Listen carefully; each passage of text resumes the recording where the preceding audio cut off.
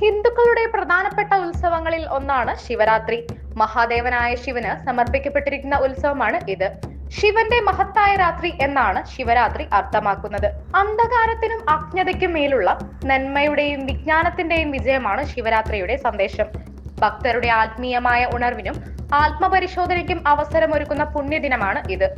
ലോകത്തെ സംരക്ഷിക്കുന്നതിനായി ഭഗവാൻ കൊടും വിഷമായ കാളകൂടം പാനം ചെയ്ത ദിവസമാണ് ശിവരാത്രി. സൃഷ്ടി സ്ഥിതി സംഹാര പ്രതീകമായ ശിവതാണ്ഡവം അരങ്ങേറിയ പുണ്യരാത്രിയാണ് ശിവരാത്രി എന്നും ഐതിഹ്യമുണ്ട്. ശിവനും പാർവതിയും വിവാഹിതരായ രാത്രിയാണ് ശിവരാത്രി എന്നും മറ്റൊരു ഐതിഹ്യവുമുണ്ട്.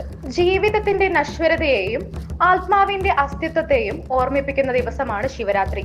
ഭക്തരിൽ ആന്തരിക പരിവർത്തനത്തിന് പ്രേരണ നൽകുന്ന ദിവസമാണ് ഇത്.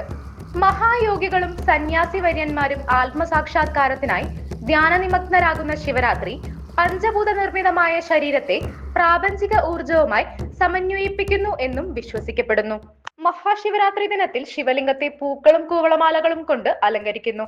അന്നേ ദിവസം ഭക്തർ ഉപവസിക്കുകയും പഴങ്ങൾ, തേൻ, നെയ്, മധുര പലഹാരങ്ങൾ എന്നിവ ഭഗവാന് സമർപ്പിക്കുകയും ചെയ്യുന്നു. ശിവക്ഷേത്ര ദർശനം ശിവരാത്രി ദിനത്തിൽ പരമപ്രധാനമാണ്. മഹാശിവരാത്രി ദിനത്തിൽ വൈകുന്നേരം ഭക്തർ ക്ഷേത്രങ്ങളിൽ ഒത്തുകൂടുന്നു. ക്ഷേത്രത്തിൽ വിളക്കുകൾ തെളിയിച്ച് രാത്രി മുഴുവൻ പ്രാർത്ഥനയിൽ മുഴുകുന്നു. മഹാശിവരാത്രി ദിനത്തിൽ ഉപവാസത്തിനിടെ ലഘുവായ സാത്വിക ഭക്ഷണം കഴിക്കാമെന്ന് ചില ആചാര്യന്മാർ പറയുന്നു. മത്സ്യമാംസാദികളും ധാന്യങ്ങളും ഒഴിവാക്കി പാൽ, പഴങ്ങൾ എന്നിവ കഴിക്കാവുന്നതാണ്.